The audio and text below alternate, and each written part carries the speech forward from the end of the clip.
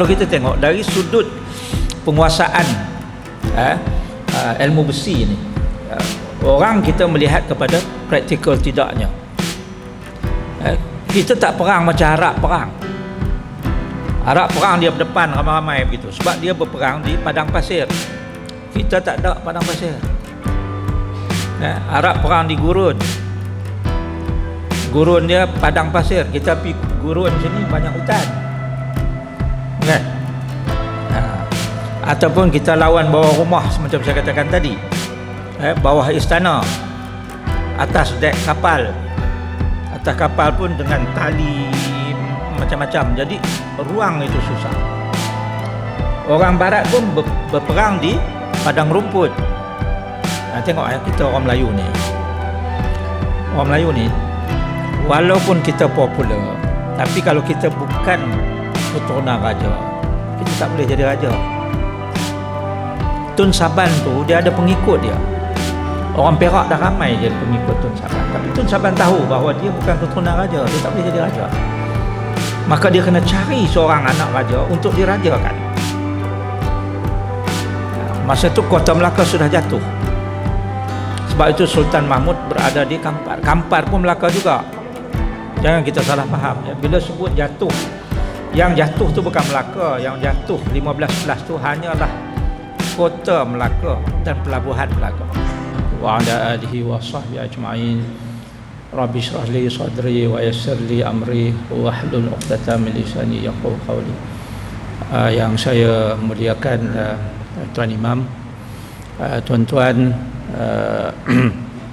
ahli jawatankuasa masjid, seterusnya tuan-tuan perempuan barangkali kalau ada anak jemaah yang dirahmati Allah.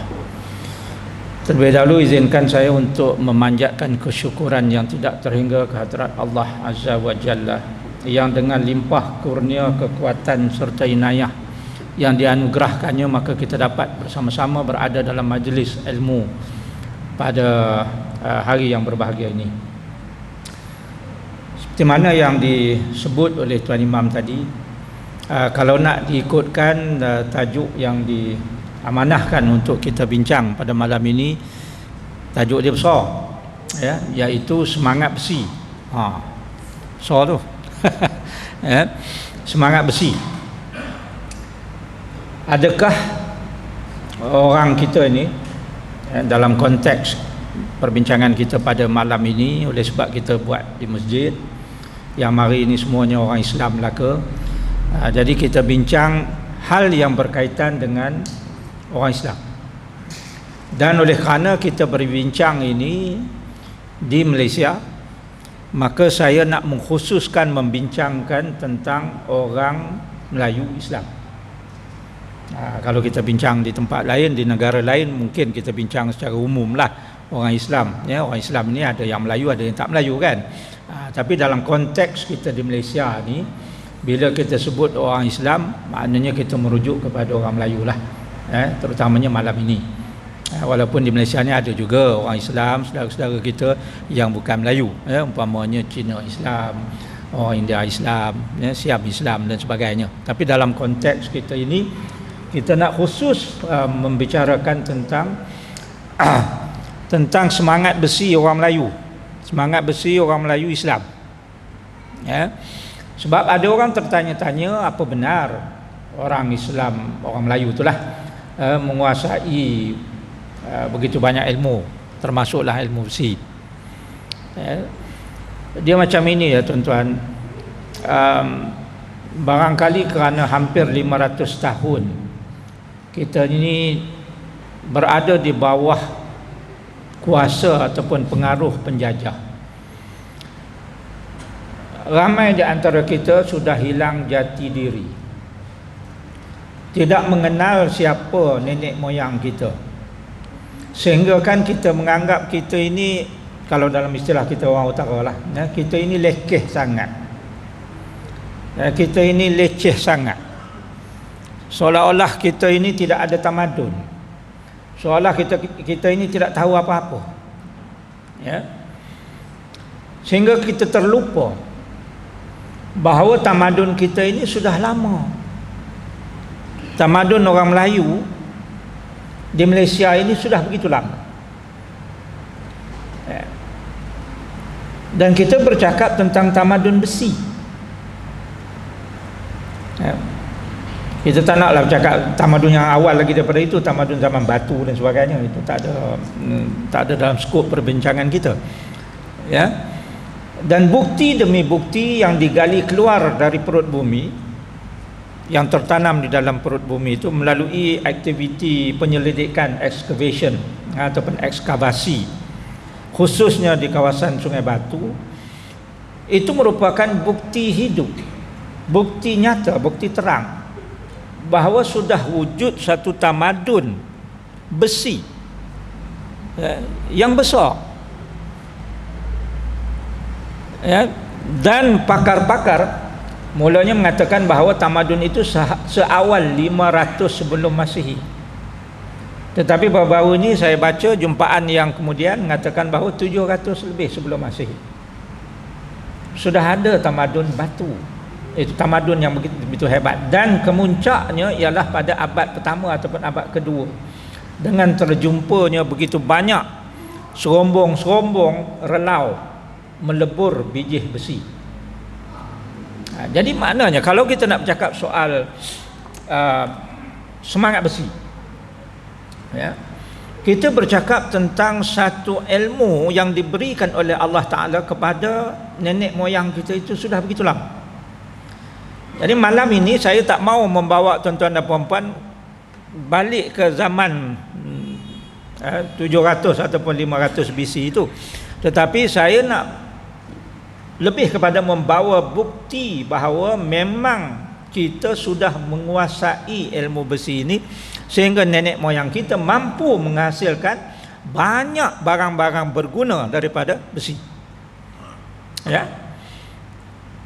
Sebab Tuhan kata siapa yang menguasai besi, ia akan menguasai dunia ini. Inilah yang dibuat oleh nenek moyang kita, menguasai besi, menghasilkan begitu banyak peralatan dan barangan daripada besi, termasuklah pada waktu itu yang paling berguna untuk mempertahankan kedaulatan negara, maruah dan agama adalah senjata. Jadi maknanya nenek moyang kita itu sudah pun menghasilkan senjata. Saya tunjuk gambar keris ni. Ramailah pula nanti kata senjata kita ni keris sajalah. Tapi itu pun salah faham sebenarnya. Ya, kita ada banyak jenis senjata, tetapi yang paling sentimental, yang paling dekat di hati kita orang Melayu adalah keris. Tapi tak bermakna kita tak menggunakan senjata lain. Jangan salah faham. Ini salah satu keris. Ini senjata-senjata Melayu. Kalau boleh dibuat penjenisan, senjata orang Melayu dulu-dulu, kita ada senjata api pun. Nanti saya akan tunjukkan buktinya. Ramai yang menganggap bahawa orang Melayu kalah, orang Melaka kalah dalam perang dengan Portugis pada bulan Ogos 1511 itu kerana orang Melaka menggunakan lembing, orang Melaka menggunakan keris sahaja, sedangkan Portugis itu datang membawa senjata api. Ini jelas salah faham. Saya akan tunjukkan nanti bahawa pada 1511 itu sudah pun orang Melayu menggunakan senjata api. Ya. Ini antara jenis senjata. Saya katakan tadi senjata api itu satu jenis. Kemudian kita ada senjata jarak jauh. Ada yang kata senjata jarak jauh ini termasuklah senjata api. Ya. Tetapi senjata jarak jauh ini lebih kepada panah, lembing, tombak. Itu maknanya yang dilontar jauh. Kemudian kita ada senjata libas, senjata tetap. Ini termasuklah pedang, sundang, parang. Ini yang libas. Libas ataupun tetap. Sundang tu tak sundang. Sundang ni dia macam keris juga. Ada yang lurus, ada yang berluk, tetapi dia lebih besar dan bilahnya lebih tebal dan lebar, dan gunanya memang untuk libas. Ya, itu namanya sundang. Ya, pedang kita tahu lah, pedang Melayu ni macam-macam. Antara yang popular di kawasan utara ni ialah pedang buaya berenang, sebab bentuknya itu seolah-olah buaya sedang berenang. Ini nenek moyang kita buat. Dan satu lagi bagi orang sebelah utara ni ialah lading. Lading. Lading. Itu senjata libas sebab kita guna untuk melibas dan menetap. Satu lagi adalah senjata tikam ataupun hiris. Di bawah senjata tikam ataupun hiris ini stabbing ataupun thrusting weapon, stabbing. Dia guna untuk tikam. Contoh keris. Keris ni kita tak libas, kita tikam. Dan juga pisau-pisau, termasuklah kalau di sebelah utara ni pisau wali. Paling popular pisau wali lah. Dia ada pisau-pisau lain lagi. Sonak udang, itu juga pisau, kan? Badik, itu juga jenis pisau. Itu untuk tikam dan hiris. Cuma kadang-kadang apabila kita tak berapa tahu, dan kita pun tak tanya kepada orang yang tahu, ada yang buat filem pun keris diguna untuk melibas. Jadi itu maknanya tak betul lah. Sepatutnya kalau kita nak buat filem, tanyalah kepada ahli gelanggang, tanya kepada guru-guru silat, kan, supaya filem kita itu betul. Ya. Baik. Ini saya nak kongsi dengan tuan-tuan dan puan-puan. Apabila kita bercakap tentang senjata, kita bercakap tentang semangat besi, saya ingin berkongsi satu catatan yang ditulis oleh seorang pegawai British, yang pada waktu itu bertugas ataupun ditugaskan di Melaka. Nama dia Thomas John Newbold. Dalam tulisan yang bertajuk Political and Statistical Accounts of the British Settlements in the Straits of Malacca. Apa ditulis? Ini dah diterjemahkan dalam bahasa Melayu lah supaya mudah kita faham. Dalam catatan itu ditulis bahawa tidaklah menghairankan, tak heran lah, maknanya biasa sangat nampak. Tidaklah menghairankan andai dapat melihat pendekar Melayu lengkap bertanjak dan berbusana Melayu bersama keris dan senjata api seperti istinggar. Istinggar ini kalau istilah hari ini kita kata senapang. Tapi istilah yang dipakai sebenarnya kalau nak ikutkan, sebelum datang orang Portugis itu, istilah Melayu yang kita pakai ialah bedil. Bedil. Orang Kelantan sampai hari ini dia sebut bedil lagi. Senapang tu dia kata bedil. Istilah Melayu dulu memang dia pakai bedil. Apabila Portugis mari, senjata api yang bedil tu, yang macam bedil orang Melayu bedil itu, dia panggil espingarda. Dari istilah itu datangnya istinggar. Bila Spanyol mari dia sebut senapang, maka orang Melayu kata senapang sampailah ke hari ini.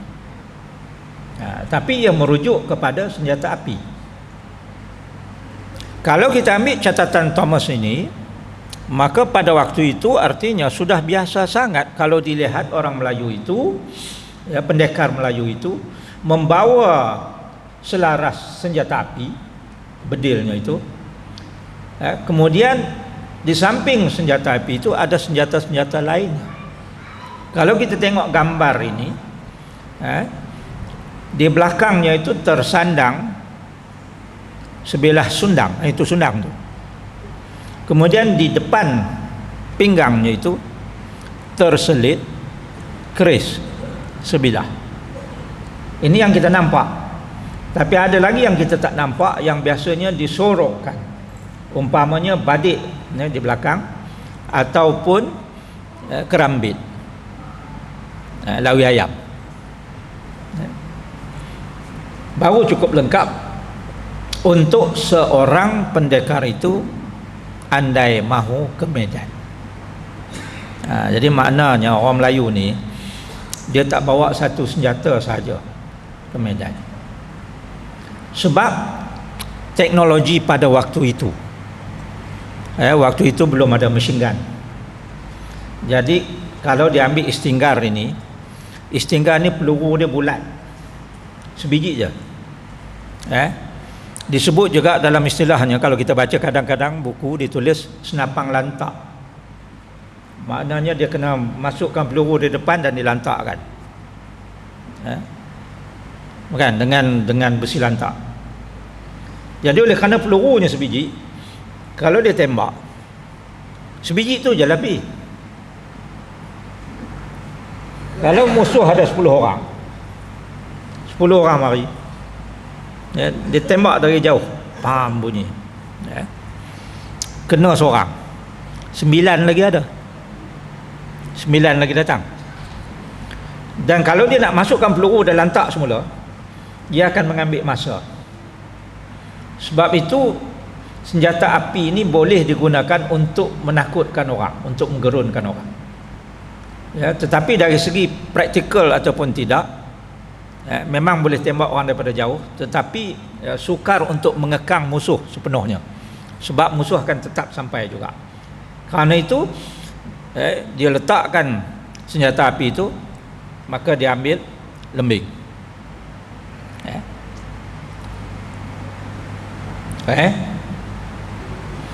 ambil lembing dan dilontarkan lembing itu. Kena seorang lagi, lembing pun takkan kena ramai, dia kena seorang je, kena seorang lagi. Jatuh seorang lagi pula. Ada berapa lagi? 8 lagi. 8 lagi mari. 8 lagi mari tu nak buat macam mana pula? Itu yang mari rapat sikit, dia ambil sundang ataupun pedang, dia libas. Mungkin 2-3 orang, sebab dihandalkan pendekar, mungkin 2-3 orang. Mungkin sundang itu akan patah ataupun terlepas. Musuh ada lagi, dia pun akan mengelak masuk bawah rumah. Bila masuk bawah rumah dengan tiang berceragah, apakah senjata yang paling sesuai? Nak libas tentu tak ada space, tak ada ruang, sebab tiang rumah banyak. Jadi di tempat yang sempit begitulah nenek moyang kita mencipta senjata yang paling sesuai untuk bertikam. Sebab tu kalau kita tengok dari sudut penguasaan ilmu besi ini, orang kita melihat kepada praktikal tidaknya. Kita tak perang macam Arab perang. Arab perang dia berdepan ramai-ramai begitu, sebab dia berperang di padang pasir. Kita tak ada padang pasir. Arab perang di gurun. Gurun dia padang pasir, kita pergi gurun sini banyak hutan, bukan? Ataupun kita lawan bawah rumah, semacam saya katakan tadi, bawah istana, atas dek kapal, atas kapal pun dengan tali macam-macam. Jadi ruang itu susah. Orang barat pun berperang di padang rumput, kan? Dia punya battlefield itu adalah padang. Kita tak. Tambah kalau masuk hutan, lagi tak nampak, gelap, kelam dengan pokok, hutan dan sebagainya. Jadi dari segi praktikal tidaknya sesuatu senjata yang diguna pakai oleh nenek moyang kita. Jadi dari situ pun kita dah boleh tengok bagaimana nenek moyang kita itu menguasai ilmu besi ini. Kita fokus terus kepada keris lah, sebab dalam banyak-banyak senjata yang saya sebutkan tadi, sama ada senjata libas ataupun senjata api ataupun apa saja, yang paling hampir dan sentimental dengan orang Melayu, dengan nenek moyang kita, ialah keris. Sebab keris ni tak ada dijumpai di tempat lain, melainkan di alam Melayu. ya, di alam Melayu. Tak lama itu hari jumpa sebilah keris, bilah sajalah sebab hulu dengan sarung dia dah reput, di Okinawa, Jepun. Dan Jepun pun tahu bahawa dalam tamadun mereka, dalam sejarah mereka, mereka tidak pernah buat senjata keris ini. Sebab itu catatan dalam Rakado Heian, catatan manuskrip Jepun itu, Okinawa tu, Ryukyu nama lama dia, mereka dapati bahawa zaman pemerintahan Kesultanan Melaka dulu pernah dijalin persahabatan antara Sultan Melaka dengan pemerintah Ryukyu ataupun Okinawa hari ini. Dan antara hadiah yang diberi oleh Kesultanan Melaka pada waktu itu ialah sebilah keris. Jadi keris itulah yang dipercayai oleh pengkaji bahawa itulah yang dihadiahkan oleh Sultan Melaka dulu kepada pemerintah Ryukyu. Jadi kalaupun dijumpai keris itu di tempat lain, sama ada di Jepun ataupun di mana-mana, orang tahu bahawa itu bukan produk budaya mereka, tetapi produk budaya dari alam Melayu. Sebab itu kalau kita tengok, kalau kita study keris lah, kalau kita buat kajian keris, kita ada keris Jawa. Keris Jawa ni bentuk dia ada dua saja, sama ada ladrang atau gayaman, yang biasanya diselit di belakang. Orang Jawa ni dia selit kerisnya di belakang, sama ada sending ataupun tegak ataupun kadang dia kilit, macam-macam lah, ada bentuk cara dia bawa. Itu ada makna-makna tertentu. Kita ada keris Bugis, kita ada keris Kalimantan, Banjar, kita ada keris Sumatera, kita ada keris Semenanjung. Bila sebut Semenanjung ni, daripada Johor sampailah ke selatan Thailand. Di selatan Thailand pun ada keris, terutamanya keris yang disebut sebagai keris Tajung. Tajung sebenarnya Tanjung, tapi orang sebelah Tani tu dia bila sebut N dia tu dia drop jadi Tajung. Jadi boleh katakan di semua kawasan di alam Melayu ini ada keris, dan keris-keris itu berbeza sedikit sebanyak dari satu wilayah ke satu wilayah yang lain. Maknanya kalau kita tengok, kita tahu tu keris dari wilayah mana. Itu istimewanya keris Melayu. Bagi kita pula di Semenanjung ini, lambang ketamadunan keris Melayu ini masih kekal berfungsi sampailah ke hari ini. Sebab tu kalau kita tengok tahun 1957, apabila kita merdeka dan kita mengasaskan institusi agung, kita ada agung, yang digilirkan daripada 9 orang sultan-sultan dan raja Melayu. Kita lantik menjadi agung selama 5 tahun tu kan. Agung pun ada kerisnya, sultan-sultan pun ada keris. Sebab itu adalah lambang ketamadunan kita sejak daripada dulu-dulu sampai ke sekarang, sampai ke hari ini.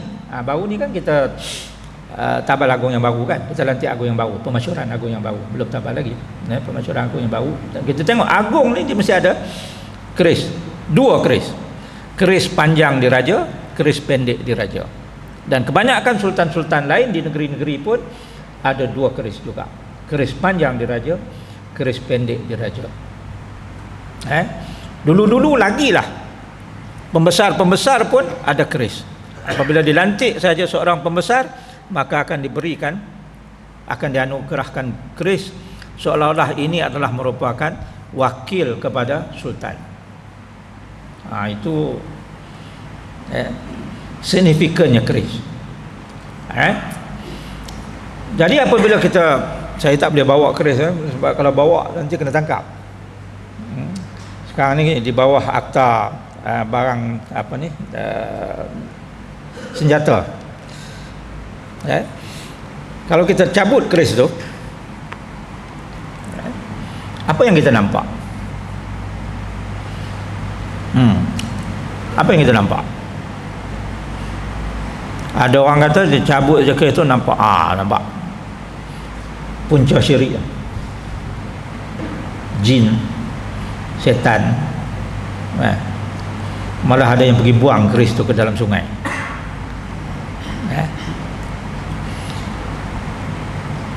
Bila saya cabut keris itu, yang saya nampak adalah sains dan teknologi.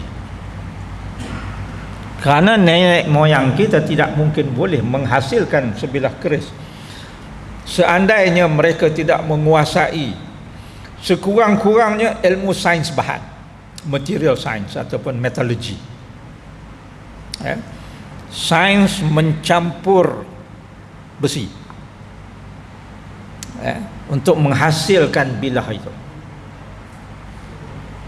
Sains untuk mengenali kayu yang biasanya digunakan untuk menjadi sarung dan juga hulu keris itu. Kalau tak tahu sains tak boleh buat. Pasal keris ni kita tak buat dengan besi macam kita buat pisau potong sayur. Keris ni kita tak polish dia sampai berkilat macam stainless steel. Itu sebab kadang-kadang kita tengok keris, karat lah pun. Lagi karat lagi besar. Orang putih masa dia main sini kan, dia duduk menyebuk kat sini kan, bergaduh dengan perang yang kita dan sebagainya, kena tikam, ada yang bengkak jadi busung, sebab bisa keris itu busung sampai tak boleh nak berubat. Penyudahnya dia panggil keris kita itu, dia kata the cowardly weapon. Orang putih panggil keris kita tu, keris nenek moyang kita tu, the cowardly weapon, senjata pengecut. Pasal apa? Pasal dia kena tikam bisa, bukan macam kena pisau. Kena keris ni dia bengkak kan, kembung sampai mengigau, mati tu tak kira lah kan. Dia tembak orang sembunyi belakang pokok, yang tu tak coward lah.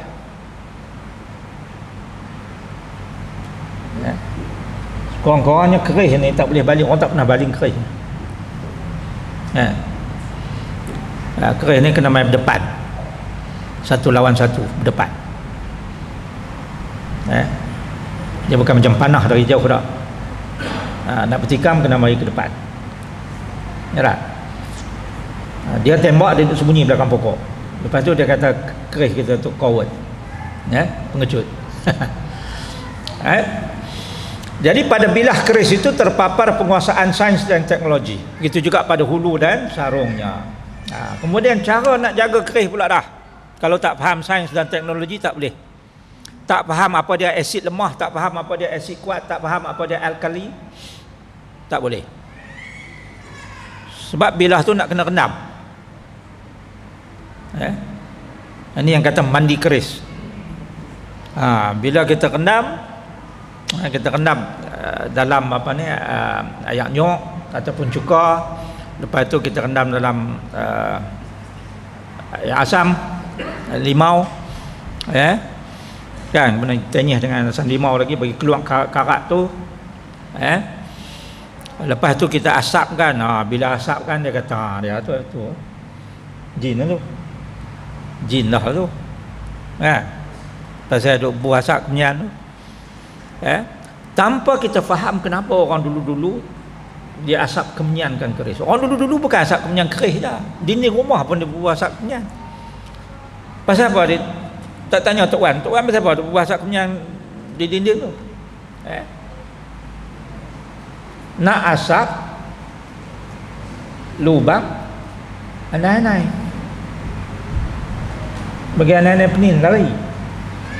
Keris pula kita asap supaya kering ruang-ruang apabila kita dah rendam tadi kan, masuk ayak lah kan. Kita nak bagi kering tu, kita bubuh asap kemenyan tu supaya dia wangi. Sebab kalau orang dulu, keris itu kalau dah digunakan menikam orang, bau hanyir darah tu tetap ada. Jadi itu sebab orang dulu-dulu dia kemenyan kan. Bila dah kering, dia akan bubuh minyak.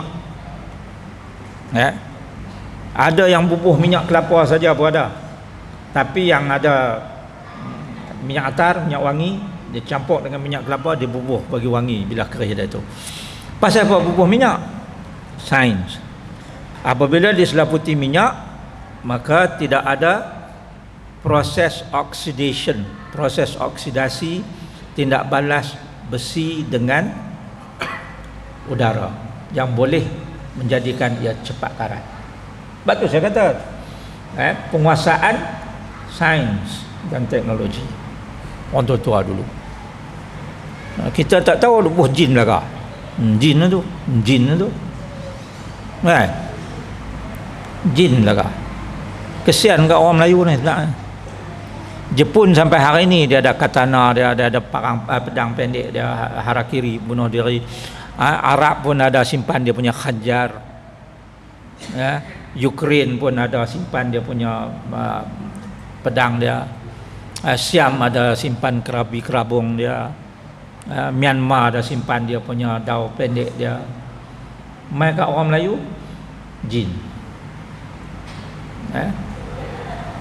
Padahal itulah senjata yang nenek moyang kita guna untuk mempertahankan maruah, mempertahankan negara, kerajaan, kedaulatan, mempertahankan akidah kita pun.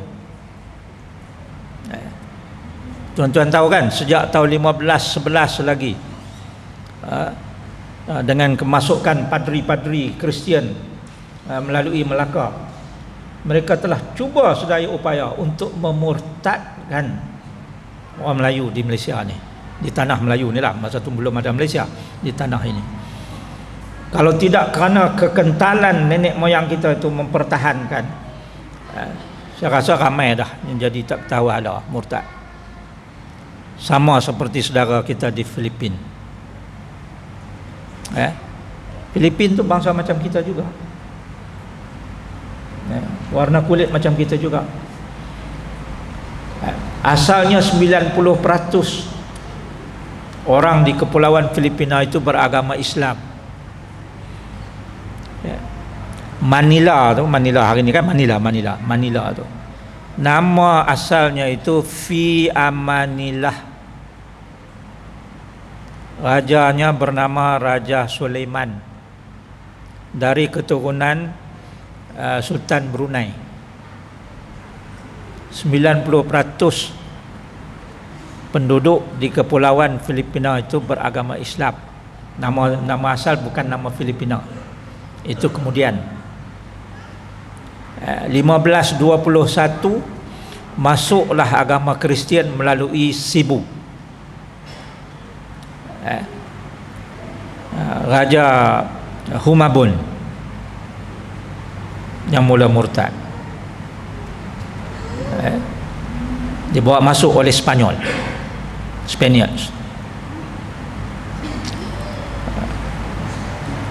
50 tahun kemudian, 1571, Spanyol bersama dengan orang-orang tempatan yang sudah pun menjadi Kristian Katolik mengepung Fi Amanillah, mengepung kota ataupun kubu Raja Sulaiman. Akhirnya Raja Sulaiman pun tewas dan seluruh Filipina itu pun jadi murtad. Sampai hari ini Islam hanya tinggal 5% sahaja. Itu pun di selatan, di pulau-pulau selatan, Mindanao, Sulu, Palawan. Itu saja yang tinggal. Dan kita bersyukur banyak kerana nenek moyang kita itu kental jiwanya, kuat imannya. Cubaan dan dugaan datang macam mana pun kita masih lagi mempertahankan. Ini kita guna macam-macam senjata, antaranya termasuklah keris ini.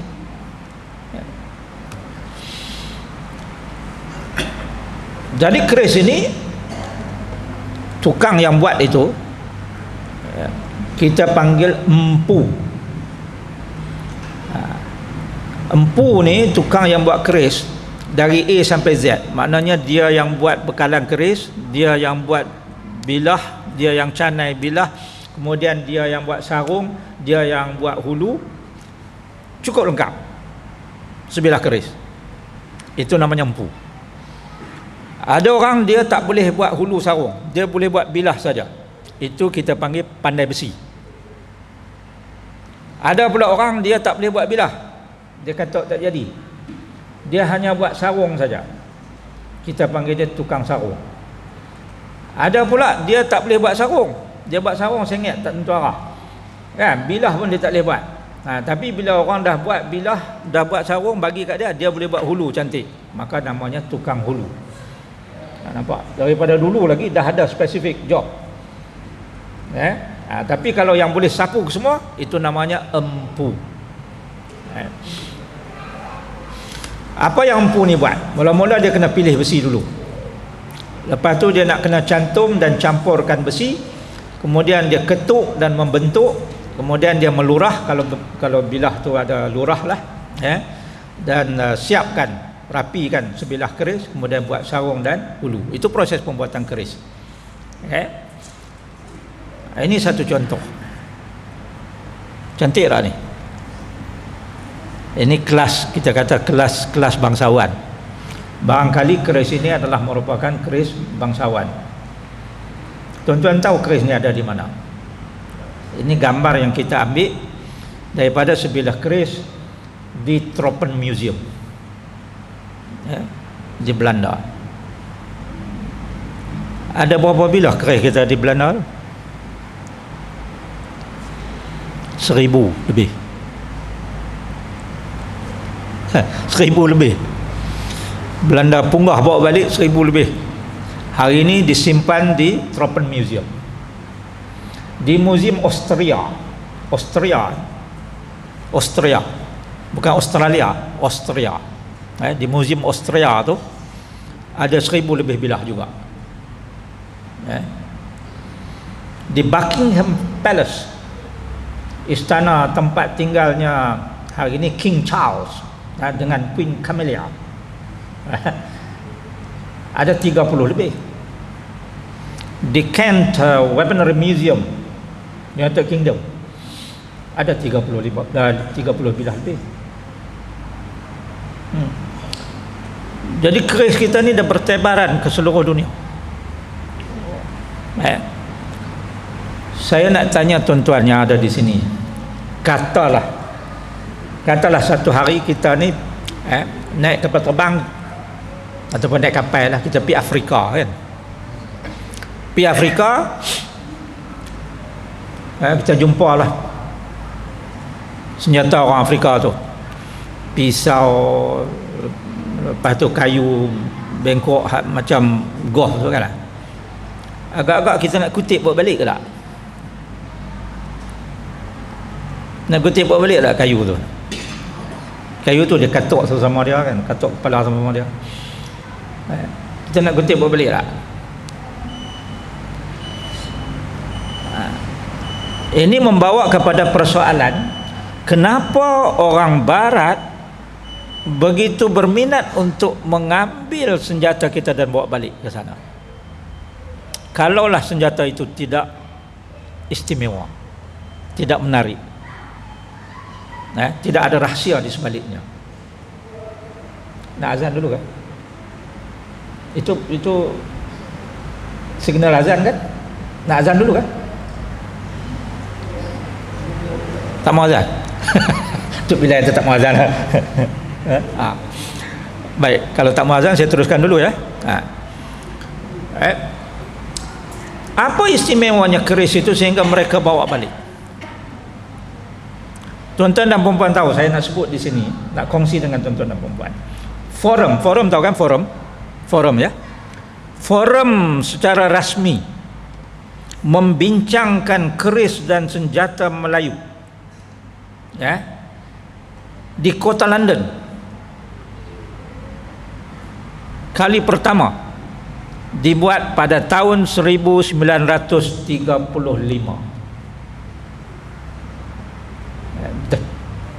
Forum ni the first forum on keris and the Malay weapons dibuat di kota London. Siapa yang buat, siapa yang anjur? Dianjurkan oleh Gerald B. Gardner dan juga rakan-rakannya, A.H. Hill dan mereka yang meminati keris. Tahun 35 orang putih buat forum bincang keris kita. Kalaulah keris itu tidak ada istimewanya, buat apalah susah-susah orang putih itu buat forum? Kan ada banyak benda lagi dia boleh fikirkan. Tapi dia bincangkan keris. Tahun 36 Gerald Gardner menerbitkan buku kerisnya yang pertama yang bertajuk Keris and Other Malay Weapons. Begitulah, lepas daripada itu ramai lagi keluarkan buku. Ya. Itu baru cerita keris itu dah tak habis lah waktu. Ni lah. Ini jenis-jenis Melayu, jenis-jenis keris Melayu. Keris tani, keris cenuk, tajung, bugis, sarah, coting, keris Kelantan, keris Tok Chu, debek, beko, alang. Tok Chu tu, Tok Chu orang tua punya Tok Chu kan, Tok Chu. Dia ni orang Palit Bang. Dia ni empu keris. Dia buat keris dia tu untuk istana Kelantan. Bila siap saja keris ni yang saya baca lah ya. Bila siap keris tu, dia punya QC, quality control, tahu dia buat macam mana? Nak test tajam ke tak tajam. Ya. Dia tikam tempayan. Tempayan itu mesti berlubang, tak pecah. Kalau ditikam tu tempayan pecah, reject. Maknanya belum cukup keras, belum cukup tajam. Dia mesti cukup tajam sehingga kan kalau ditikam tempayan itu masuk pelubang, tapi tempayan itu tak pecah. Itu maknanya besi itu cukup kuat. Itu QC keris dulu.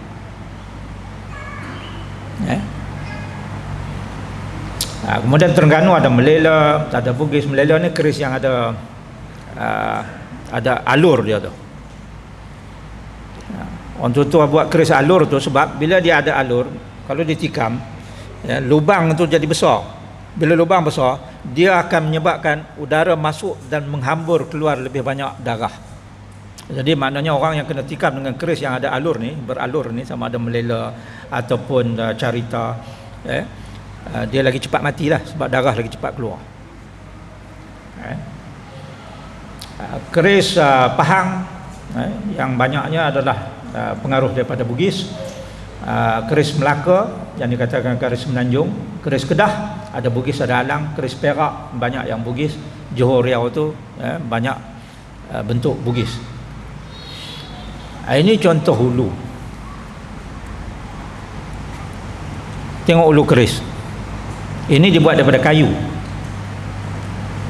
Yang saya nak tunjuk di sini ukiran bunga tu. Bunga diukir pada hulu. Hulu keris tu besar mana? Tapi diukir begitu. Ya. Dengan falsafah ukiran Melayu. Orang Melayu ni dia buat apa pun ada falsafah dia. Ukiran dia ada falsafah. Dia kata tumbuh berpunca-punca penuh rahsia. Lilit tidak membelit, tajam tidak menikam. Itu falsafah ukiran Melayu. Ya. Ini hulu ni namanya hulu patah tiga. Hulu yang paling sedap untuk dipegang. Kalau dalam bahasa Inggeris dia kata pistol grip. Sedap dipegang untuk bertarung. Lagi satu ialah Jawa Demam. Saya pun tak tahu pasal apa Jawa Demam. Tapi memang kalau kita tengok hulu tu ada seolah-olah orang berpeluk tubuh. Mungkin masa dia ukir tu ada kawan di Jawa ke tengah demam. Itu Jawa Demam. Orang Terengganu panggil Dewa Sejuk ataupun Ayam Sejuk. Itu keris yang biasa, hulu keris yang biasa. Ataupun satu lagi pekaka. Hulu pekaka. Ini yang dibuat daripada kayu. Ukiran macam ini. Saya nak tanyalah orang yang ukir-ukir halus-halus gini, apakah layak orang yang buat kerja macam ini dikatakan malas? Ini kerja orang malas kan? Orang malas mana nak tebuk kayu keras ni buat macam ni. Sebab itu saya sangat tidak percaya apabila ada pihak yang mengatakan Melayu malas. Ini bukan kerja orang malas ni.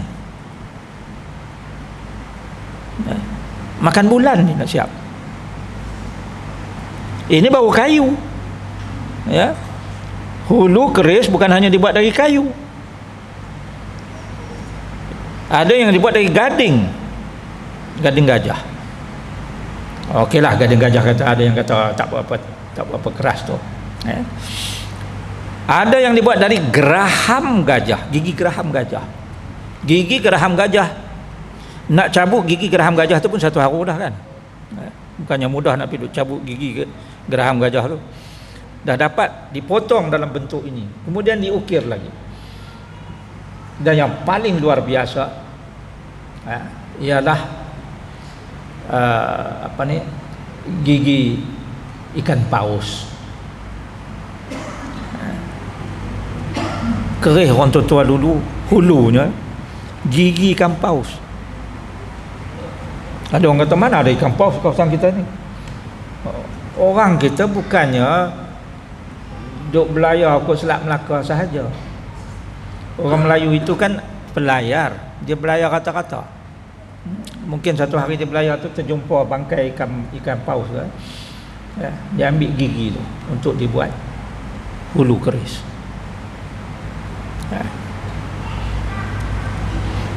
Ini bahagian-bahagian pada bilah keris lah. Ini saya tak nak cerita panjang. Kalau cerita ini sampai pagi esok. Tapi saya nak sebut ya, nomenclature, penamaan. Setiap bahagian pada keris itu walaupun kecil ada nama. Ada nama dia. Bibir gajah yang mana, lidah gajah yang mana, belalai gajah yang mana, janggut yang mana, kembang kacang mana. Setiap bahagian tu ada nama.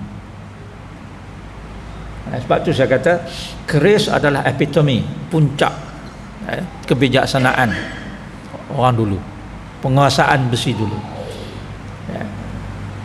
Ini yang berlurah tadi, yang berlurah yang saya kata tikam banyak keluar darah tu. Ada alurnya, ada lurahnya, ada tulangnya.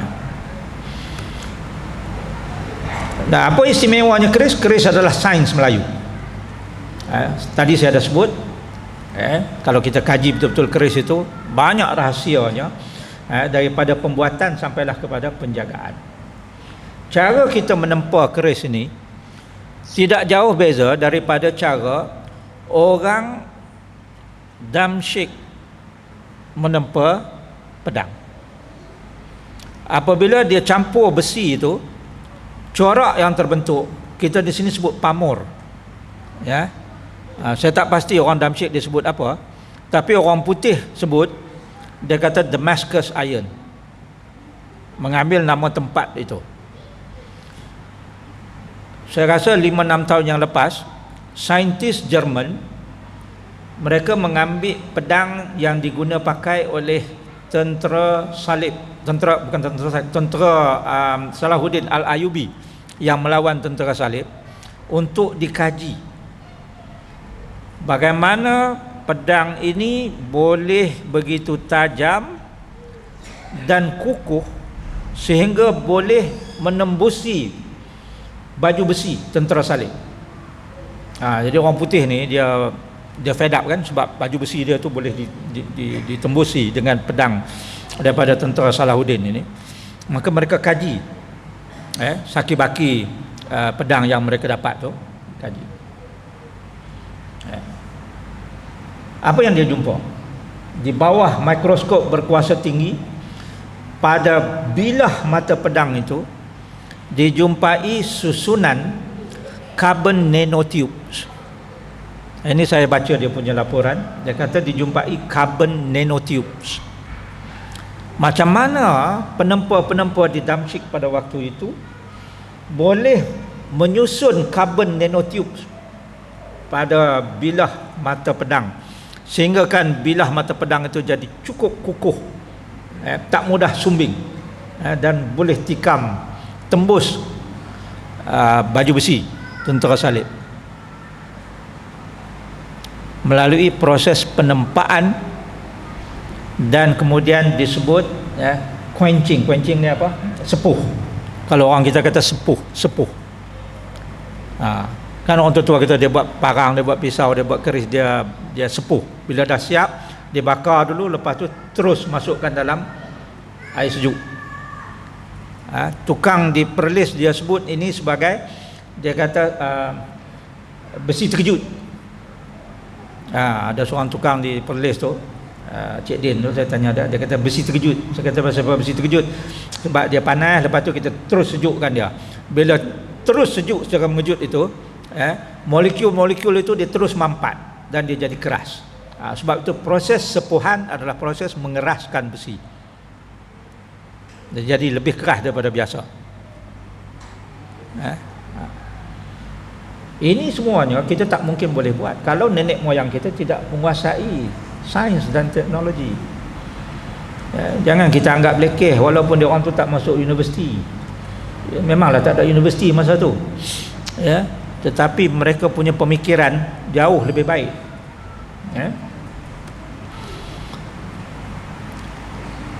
Yang keduanya teknologi. Tadi itu sains, ini teknologi. Macam mana orang dulu dia boleh tahu takat lebur besi, jangka suhu tak ada. Dengan melihat pada warna api dia tahu. Dan apabila dia campur besi, besi yang dicampur itu ada besi waja, ada besi tawar, ada besi pamur, nikel, yang diambil daripada meteorite, taik bintang dan sebagainya. Itu nikel sebenarnya. Ini semuanya takat lebur berbeza. Jadi bagaimana besi yang takat leburnya berbeza dipadukan? Ini adalah merupakan satu teknologi. Kalau kita bercakap soal semangat besi, penguasaan besi, ini orang yang menguasai besi ini.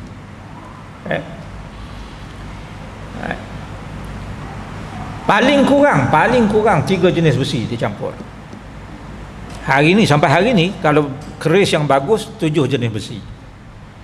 Dan catatan yang saya baca, konon katanya, saya tak pastilah betul ke tidak, tapi ini yang saya baca, ada yang mengatakan bahawa taming sari itu campuran 20 jenis besi. Tahu keris taming sari kan? Ada kat siapa taming sari itu? Itu yang Sultan Nazrin pegang tu. Sultan Nazrin pegang yang panjang, dipegang, dikilik untuk ambil gambar tu. Itulah taming sari. Itu keris taming sari. Ada yang tanya, betul ke taming sari ni? Masa orang Perak, Tun Saban pergi jumpa menghadap Sultan Mahmud, Sultan Melaka yang terakhir, sebelum Sultan Mahmud mangkat di Kampar, di Sumatera. Tun Saban minta dengan Sultan Melaka seorang putera untuk dibawa balik ke Perak untuk dirajakan. Tengok kita orang Melayu ni. Orang Melayu ni walaupun kita popular, tapi kalau kita bukan keturunan raja, kita tak boleh jadi raja. Tun Saban tu dia ada pengikut dia. Orang Perak dah ramai je pengikut Tun Saban, tapi Tun Saban tahu bahawa dia bukan keturunan raja, dia tak boleh jadi raja. Maka dia kena cari seorang anak raja untuk dirajakan. Masa tu kota Melaka sudah jatuh.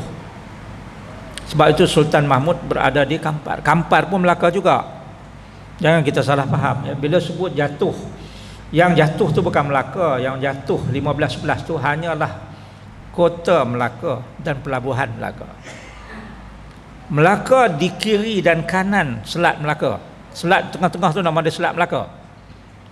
Di sebelah kanan itu Semenanjung, Melaka separuh.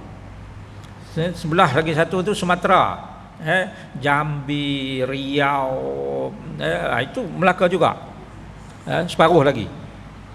Jadi kedua-dua kiri kanan itu Melaka. Yang jatuh hanya pelabuhan. Sebab itu Bendahara Tok Tepuk nasihat kepada tuanku Sultan Mahmud masa itu, tuanku berundur, biarkan satu pelabuhan Melaka jatuh, satu kota Melaka jatuh, 10 kota lagi kita boleh buat. Nak menunjukkan bahawa Sultan Mahmud tu, Sultan Melaka tu cukup kaya pada waktu itu. Jangan hirau, jangan susah hati, bunuh. Sebab serangan Peringgi ni, Portugis ni nampak hebat sangat. Biar kita lawan. Tuanku berundur. Jadi orang Melaka kemudian lah lepas perang tu semua, orang Perak dia belum ada raja masa itu. Jadi pergi minta dengan Sultan Mahmud. Tuanku bagilah seorang putera tuanku untuk patik-patik sekalian bawa balik ke seberang sana, ke Perak untuk dirajakan. Maka kata Sultan Mahmud, putera aku tinggal 2. Seorang lagi Alauddin, aku mau dia balik ke Johor untuk menjadi sultan di sana. Maka dia balik ke kawasan Kota Tinggi itu. Di sana dia menjadi Sultan Johor lama. Seorang lagi dia kata, ambil yang ni, nama dia Muzaffar, mak dia nama Puteri Onang Kening, mak dia orang Kelantan. Maka itulah yang dibawa balik. Dan dia bagi tahu pula, dia kata, Muzaffar, oleh kerana kamu ni nak dibawa balik oleh orang-orang Perak ni untuk dirajakan, maka kenalah ada alat-alat kebesaran. Antara yang disuruh bawa balik bersama dalam rombongan itu ialah pedang Cura Simanjakini, tu yang Sultan Perak tu pegang tu, dan juga keris Taming Sari. Dan satu lagi tu yang geliga embun tu, yang dikucup oleh Sultan. Itu yang dibawa balik. Jadi keris tu lah, keris Taming Sari tu, keris yang dulunya digunakan oleh Hang Tuah. Ada yang kata Hang Tuah buang dalam sungai dah. Pasal apa dia nak buang dalam sungai? Itu hak kerajaan, diberi oleh Sultan kepada dia. Nah, Tuah kau gunakan yang ini, sebab Tuah berjaya mengalahkan pendekar Taming Sari Jawa tu, Majapahit tu. Itu bukan keris Hang Tuah, itu keris kerajaan. Keris Hang Tuah namanya Parung Sari. Tapi dah Sultan suruh guna yang tu, maka dia guna yang itu. Bila dia dah tak larat dah, ada yang kata dah dekat 80 umur dia dah, dia nak berhenti dah, tak larat lah kan, nak pencen dah, maka diserahkan balik, diberikan kepada anak angkat dia tu, Hang Nadim. Hang Nadim tu anak Hang Jebat, anak angkat kepada Tuah. Bagi keris ni, ambil bagi balik kat Sultan, aku dah nak pencen, tak maulah, tak larat. Jadi kalau nak tengok keris Taming Sari tu, tengoklah yang ada di tangan Sultan Nazrin. Ramai orang kata jiran dia pun ada sebilah Taming Sari. Tu lantaklah, saya tak tahu itu betul ke tak, tapi yang saya sebut ni apa yang diceritakan oleh orang istana sendiri. Tok Nara yang bertanggungjawab untuk menjaga keris tersebut. Itu katanya 20 jenis besi. Bayangkan 7 jenis besi pun dah cukup cantik, apalagi kalau dicampur sampai begitu banyak besi.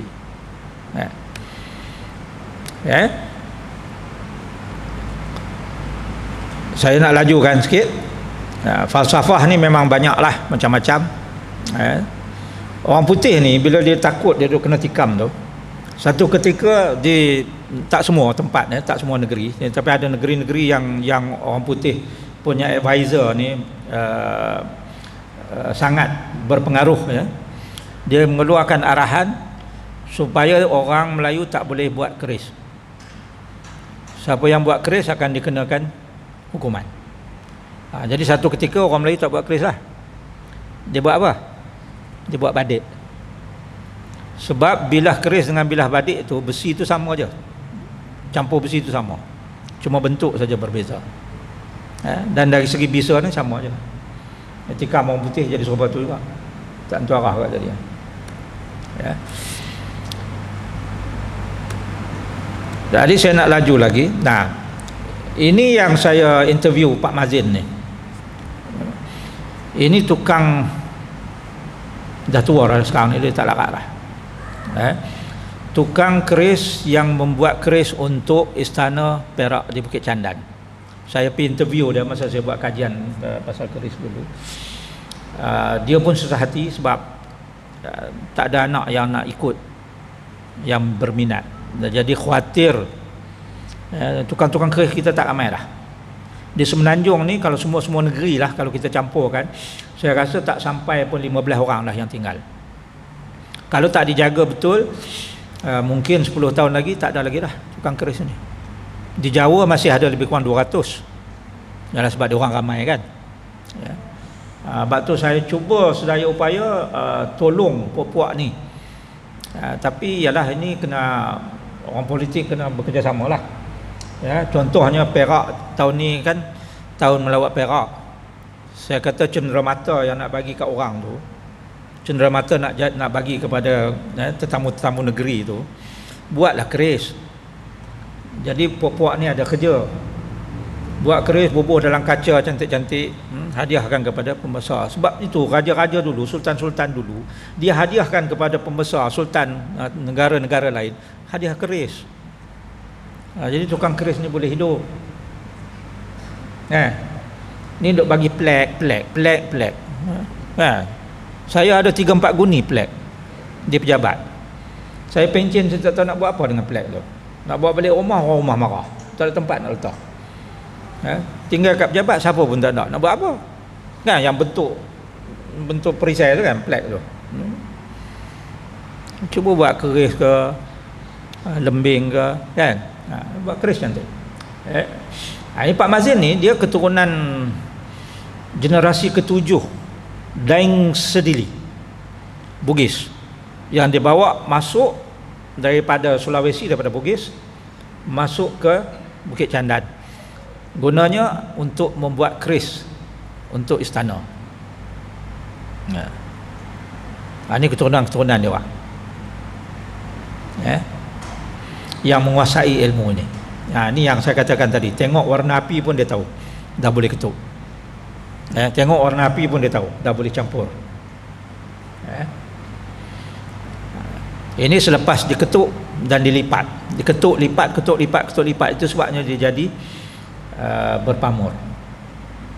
Tengok warna dia. Hari ini kalau kita buat analisis ke atas besi keris itu, maka kita jumpai dalam bilah keris itu ada ferrum, besi ya, ada nikel, ada keluli, ada silika, ada kuprum, ada tembaga, ada emas dan sebagainya. Itu semangat besi. Ya. Bukan pisau potong sayur di dapur. Ini keris. Ya. Ini lipat potong.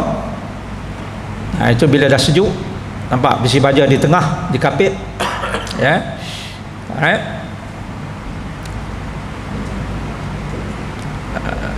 Ini saya lajukan. Ini diketuk lagi. Yang ini proses dia.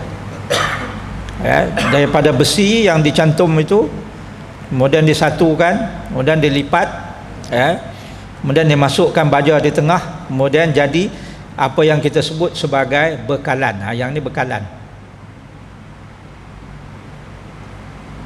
Bekalan. Di Kelantan tukang bekalan ni hari ni dah tinggal 2. Kalau meninggal ada orang tu, saya tak tahu bekalan nak dapat dari mana. Daripada bekalan ini barulah boleh dihaluskan lagi sampailah akhirnya menjadi bilah. Hari ini dia canai pakai grinder. Kalau dulu nenek moyang kita dia pakai kikir. Bayangkan kikir nak buat macam ni. Itu sebab sebilah tu kadang-kadang 6 bulan baru siap, baru dapat sebilah keris. Upah dia pula apa? Sebidang tanah. Itu sebab orang biasa lah, orang biasa kalau dulu jarang yang ada keris. Keris ini pembesar ataupun pahlawan. Tapi kalau perang, musuh dah mari di kota, pintu kota dah ada musuh, baru dibuka perbendaraan, cari prajurit. Jadi panglima pun pergilah kampung-kampung cari prajurit, diedarkan bagi keris orang satu, pergi lawan, pertahankan kota. Lawan, musuh kalah habis, keris yang dah bagi itu ambil lah, simpan. Itulah yang diwarisi sampai sekarang. Satu lagi golongan yang keris dia cantik-cantik, itu saudagar. Saudagar sisip keris, kerisnya cantik, bertatahkan delima dan sebagainya. Sebab saudagar ini banyak duit, kapitalis dulu. Ini yang ada gudang, yang ada kapal, jadi keris dia cantik-cantik. Orang yang pergi berlawan tu kadang-kadang keris dia tak cantik dah, sumbing dan sebagainya, ialah orang bertikam. Baik, ini bekalan ni. Ini empu ni nama dia Mazlan. Ini tukang bekalan. Dia pun dah melengkung lah. Hari-hari duduk mengetuk sampai melengkung ada. Ini bekalan. Ini pakai grinding. Ini sekarang ni. Itu pakai kiki. Kiki tu buat keris, nak buat bilah. Ini contoh pamor yang terjadi. Pamor macam lilit ubi dia panggil. Kalau orang Jawa dia panggil itu buntil mayat. Lagi teruk. Buntil mayat ni macam ikat mayat. Kita boleh tahan lagi lah lilit ubi. Taklah ganas sangat namanya. Sepuh. Ini yang saya nak sebut sepuh ni, yang kata Cik Dian Perlis kata besi terkejut. Dia bakar sampai 550 ke 650 darjah, bakar sampai merah, kemudian terus disejukkan. Ini sepuh. Dah bakar tadi, masuk dalam ayak. Salah masuk, melengkung. Kerja berapa bulan punya, Jahanam. Sebab itu bukan mudah untuk buat sepuhan. Macam-macam jenis sepuh ada. Sepuh ayak ada, sepuh angin ada, sepuh batang pisang ada, sepuh tanah ada, sepuh minyak ada. Siapa tahu ni pekan darat? Tahu kan pekan darat? Saya pergi, masa saya buat kajian dulu, pergi cari saki-baki tukang-tukang yang tinggal. Ada lagi lah 4-5 orang. Sembang dengan dia orang. Banyaknya yang dah kerja di tempat lain, kerja kilang dan sebagainya. Sebab buat keris, buat parang saja tak boleh cari makan. Jadi bila ada masa dia pun buat. Saya tanya hampa sepuh macam mana? Depa sepuh batang pisang. Bakar tikam batang pisang. Siapa dia tu? Pok-pok tu. Tukang-tukang tu. Mereka adalah cucu cicit daripada tukang-tukang pandai-pandai besi dan empu yang dikutip di seluruh Kedah semasa Sultan Kedah masa itu nak menyerang British di Pulau Pinang. Apabila British tidak mau bayar sewa seperti mana yang dijanjikan, jadi dikumpul tukang-tukang ni buat peluru meriam. Sebab Sultan kata dia nak tembak British di Pulau Pinang.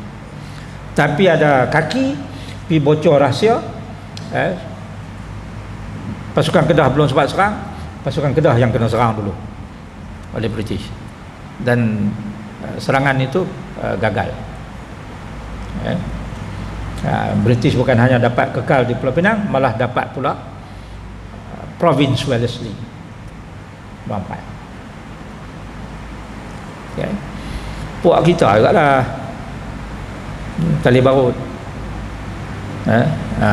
Tali barut tu cerita lain, tu tajuk lain, tali barut. Lagi banyak sampailah ke hari ni. Bila dah siap bilah keris itu, nah keris dilumur dengan asnik. Asnik tu apa? Racun.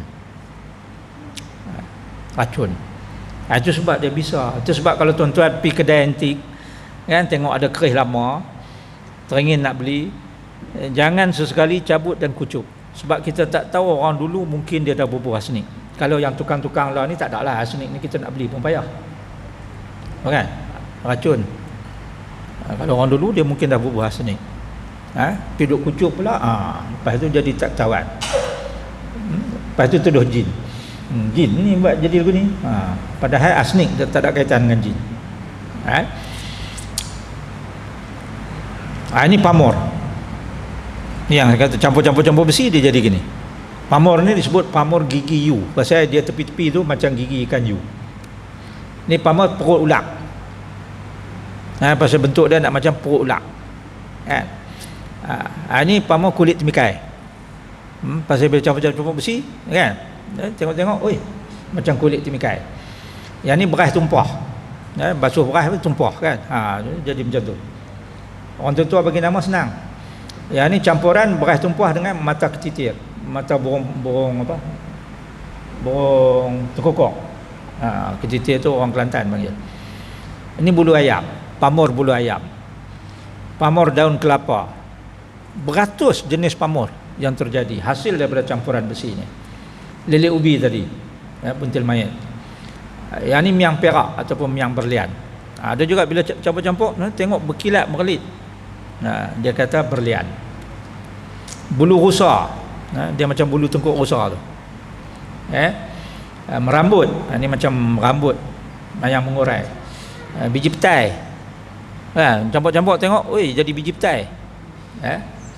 Yang ni kepandaian empu menyusun besi yang lain-lain jenis tadi, dia jadi pamor tikar. Ini hujan mas, macam rintik hujan yang jatuh ke lantai. Kurisi. Yang ni yang saya kata di Damascus, Syria tu. Yang orang Jerman kata ada carbon nanotube. Ini mereka kaji pedang yang digunakan oleh tentera Salahuddin Al-Ayyubi. Untuk pengetahuan tuan-tuan dan puan-puan, selepas 3 generasi rahsia penempaan ini hilang. Sampailah ke hari ini. Tukang-tukang besi di Damascus, di Syria dia tak tahu dah macam mana nak buat. Mereka rahsiakan yang hanya diperturunkan daripada keturunan ke keturunan saja, dan sekarang dah hilang. So kita pun penempaan keris kita, saya rasa kalau tak jaga 10 tahun lagi habis.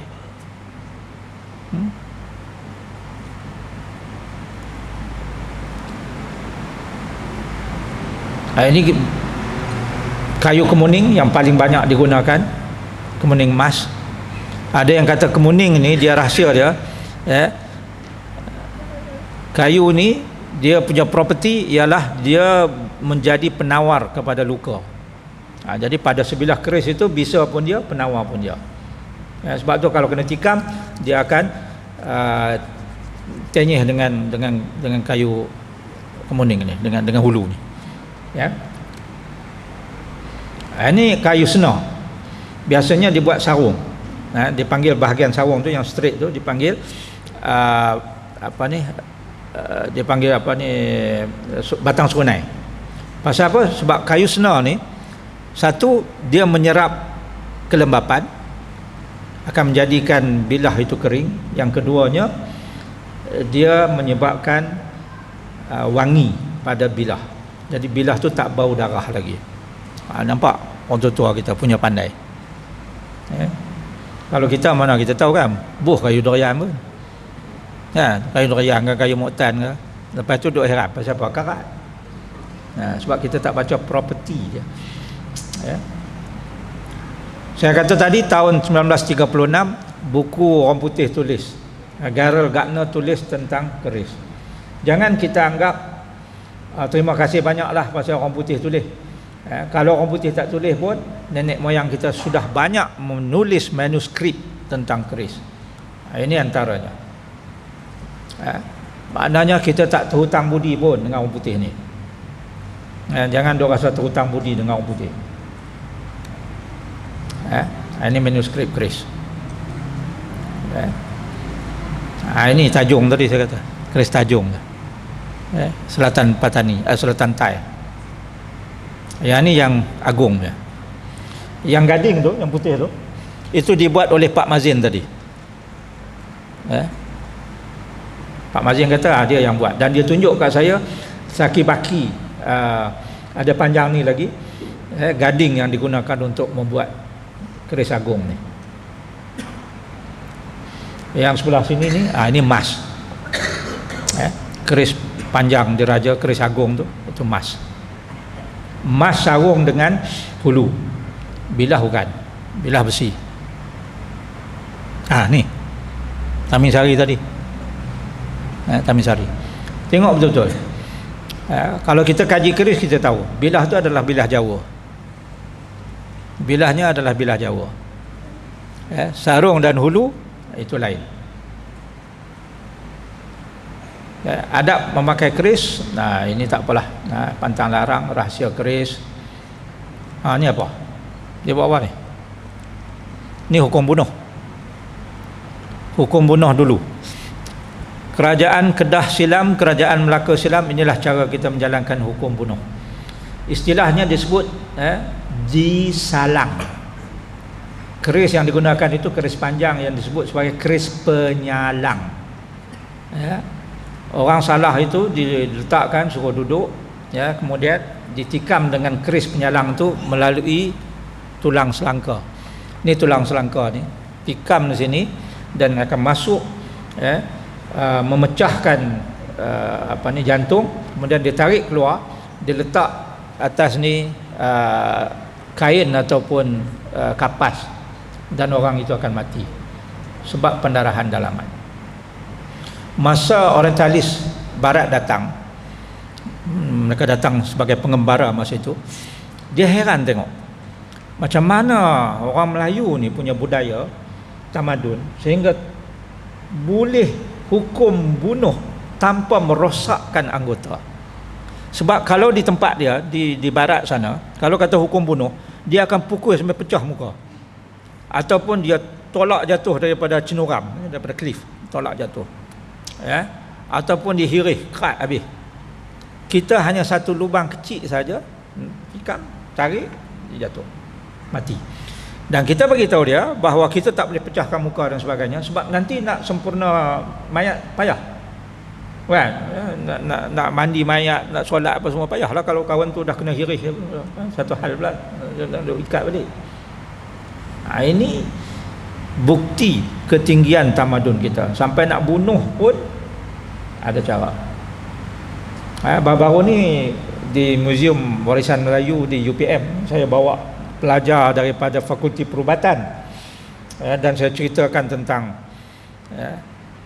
tikaman melalui keris penyalang, daripada tulang selangka ni masuk, dan mereka hairan macam mana orang dulu boleh tahu bahawa memang ruang dalam ni kosong, boleh lalu terus senjata daripada sini terus masuk. Dia tak ada sekatan tulang dan sebagainya. Macam mana nenek moyang kita masa tu tidak ada X-ray boleh tahu anatomi dalam tubuh badan manusia. Yang tu saya pun tak boleh nak jawab. Ini contoh seorang empu di Kelantan. Apa yang luar biasa sebelum kita berhenti? Apa yang luar biasa dengan gambar ni? Dipegang dengan tangan. Nampak? Dia pegang dengan tangan besi merah. Besi lepas bakar merah tu dia pegang dengan tangan. Yang ini sains tak boleh beri penjelasan. Saya tak tahu. Walaupun saya orang sains. Saya belajar sains, saya orang sains, tapi sains tak boleh nak explain yang ni, beyond sains.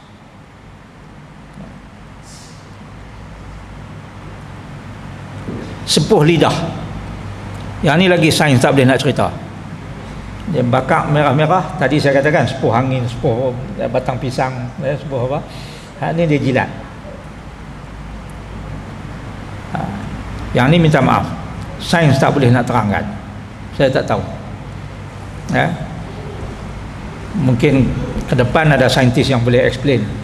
Silakan. Saya tak erti. Jadi tuan-tuan dan perempuan, dah 9.30 kita nak kena berhenti. Kalau nak cerita panjang banyak lagi, sampai ke pagi pun tak boleh cerita. Ini dulu secepis yang saya nak kongsi dengan tuan-tuan dan perempuan tentang semangat besi ataupun penguasaan ilmu besi oleh nenek moyang kita. Nah, bila kita cerita macam ni, saya tidak sesekali berhasrat untuk menjadikan tuan-tuan dan perempuan kehairanan ataupun lepas ni balik pekat khayal, kita punya nenek moyang itu dah tinggi, dia punya tamadun. Bukan itu hasratnya. Hasratnya nak menjadi pencabar kepada kita. Kalau nenek moyang kita itu boleh sampai tahap itu, sepatutnya dengan teknologi yang kita ada, kita paling kurang pun, paling lekeh pun sama tara dengan nenek moyang kita, ataupun sepatutnya lebih baik lagi. Soal persenjataan umpamanya, saya baru jumpa dari kajian saya satu syarikat saja, Malenov nama dia, syarikat budak-budak Melayu yang buat senjata api. Dia buat pistol macam Glock. Ada gambar dia, tapi saya tak bawa hari ni. Sebab soal senjata jangan kita buat main. Ini yang saya ambil daripada nenek moyang kita. Barang siapa yang mahu hidup dalam aman, maka hendaklah dia sentiasa bersedia untuk berperang. Tengok apa yang jadi kepada saudara-saudara kita di Ghazah, dan malam tadi di Rafah. Bayangkan kalau kita tidak ada senjata. Bayangkan kalau kita tidak ada senjata dan kita berada di tempat saudara-saudara kita Palestin ini, dengan apa kita nak lawan? Sebab tu orang tua-tua kita dia dah buat dah. Zaman dia itulah senjatanya, dan zaman kita sepatutnya kita mempunyai senjata kita sendiri. Ni jangankan senjata, orang tutup Facebook pun kita dah bengong dah, sebab kita tidak menguasai teknologi, kan? Nampak tak?